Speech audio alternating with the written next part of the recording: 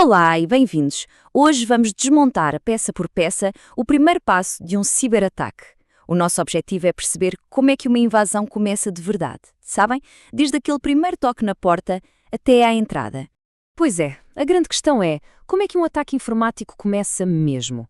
A gente tem aquela imagem dos filmes, não é? Alguém atacar freneticamente, mas esqueçam isso. A realidade é outra. É um processo muito mais calculado, quase como uma partida de xadrez.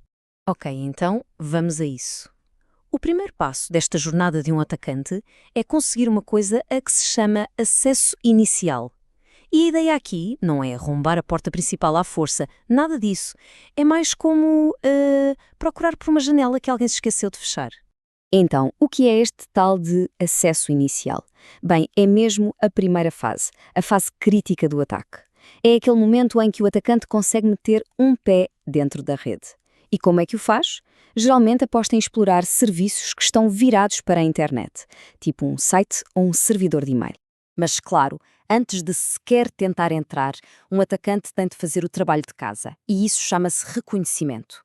É preciso mapear todo o terreno digital.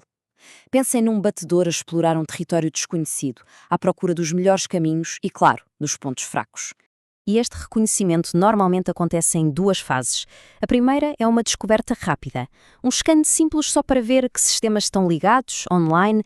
É literalmente como passar numa rua à noite e ver que casas têm as luzes acesas. Depois vem a segunda fase, a enumeração. Aí já é um trabalho mais a fundo. Para cada casa com a luz acesa, vamos espreitar melhor, ver todas as portas e janelas abertas e que tipo de fechaduras têm. E olhem só para o que esta análise revela. Temos aqui uma série de portas abertas. Muitas delas são as suspeitas do costume. SSMT, SMTP, HTTP, tudo normal. Mas depois aparece algo um pouco fora do comum. Disk CD. Isto não é um serviço que se encontre todos os dias. E para um atacante, o que é invulgar é sempre interessante. Esta é a nossa primeira grande pista. Certo, com este mapa das portas abertas em mãos, a missão agora muda de figura. Já não chega a saber o que está aberto. O próximo passo é testar cada uma dessas portas, à procura de uma fraqueza. E para encontrar esse ponto fraco, o atacante vai usar scripts, programas automáticos que vão testar cada serviço aberto à procura de vulnerabilidades já conhecidas. É quase como um serralheiro que tem um molho de chaves mestra e vai experimentando em cada fechadura para ver se alguma, por acaso, abre a porta. E pronto, os resultados estão à vista e são bastante reveladores. Login anónimo no FTP, ok. Partilhas de ficheiros que dá para listar, interessante. Mas reparem bem na porta 3632. O serviço dist-cd está a correr uma versão que se sabe ser vulnerável. E ainda por cima, temos uma base de dados MySQL que nem sequer pede password. Portanto, já há aqui vários caminhos possíveis para entrar. Mas de todas estas opções, o serviço dist-cd é o verdadeiro jackpot. E porquê? Porque este serviço foi criado para distribuir tarefas pela rede. Só que esta versão em particular tem uma falha gravíssima. Permite que alguém de fora execute código no sistema sem precisar de se autenticar. Traduzindo, o atacante pode mandar o sistema fazer o que ele quiser sem precisar de qualquer password. É a porta escancarada. Ok, a fraqueza está identificada. E agora?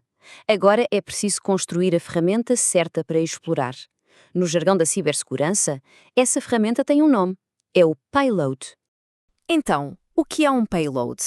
É basicamente um pedacinho de código feito à medida para ser entregue no sistema-alvo. Quando é executado, puf, dá o controle ao atacante. A analogia da chave mestra feita à medida para aquela fechadura específica encaixa aqui na perfeição. Para criar este payload, o atacante usa uma ferramenta muito conhecida chamada MSF Venom. E o que ele vai gerar é um tipo específico de payload, um shell reverso. É um código muito engenhoso que, assim que aterra no sistema-alvo, faz uma chamada de volta para o computador do atacante. E essa chamada abre uma linha de comandos, dando-lhe controlo total. E chegamos ao momento da verdade, a invasão. O ponto em que o atacante finalmente passa para o lado de lá da muralha digital. Mas calma, primeiro, o atacante tem de estar pronto para atender a chamada. Ele precisa de configurar o que se chama um handler na sua máquina, um ouvinte. É como deixar o telefone fora do gancho, à espera da chamada do seu agente secreto, o payload, que já está lá dentro ou a caminho. Com tudo a postos, o ouvinte à escuta, é hora de lançar o ataque. O atacante pega num módulo de exploração feito exatamente para aquela falha do dish-CD, aponta a máquina-alvo e prima o gatilho. Está a tocar, ligação estabelecida. O exploit funcionou na perfeição. O shell reverso ligou para casa e, tal e qual como planeado, o atacante conseguiu o seu primeiro ponto de apoio dentro da rede. Já está lá dentro. Certo, o atacante conseguiu entrar. E agora, o que é que acontece a seguir? Bem, isto leva-nos à fase de pós-exploração e, talvez mais importante ainda, ao que podemos tirar de lição disto tudo.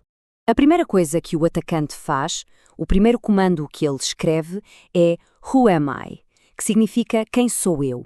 E a resposta do sistema é root. Para quem não sabe, root é o nível máximo de privilégios. É o superadministrador. O atacante não entrou apenas no sistema, ele é o dono do sistema. E com acesso root, as regras do jogo mudam por completo. A partir deste momento, o atacante pode fazer, bem, basicamente tudo. Executar qualquer comando, ver, alterar ou apagar qualquer ficheiro.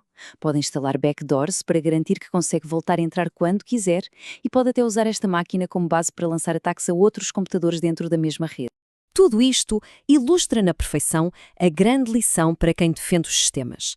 A importância de ter uma boa segurança de perímetro e, crucialmente, uma gestão de atualizações de patches muito rigorosa. Pensem nisto. Neste caso, uma simples atualização de software ao serviço dist-cd teria fechado esta porta. Teria impedido o ataque logo à partida. Portanto, a grande conclusão é esta. O ataque não teve nada de mágico. Cada passo foi lógico, metódico e, o mais importante de tudo, era evitável. E isto deixa-nos com uma pergunta no ar, para cada um refletir. Será que as nossas defesas estão preparadas para um ataque como este?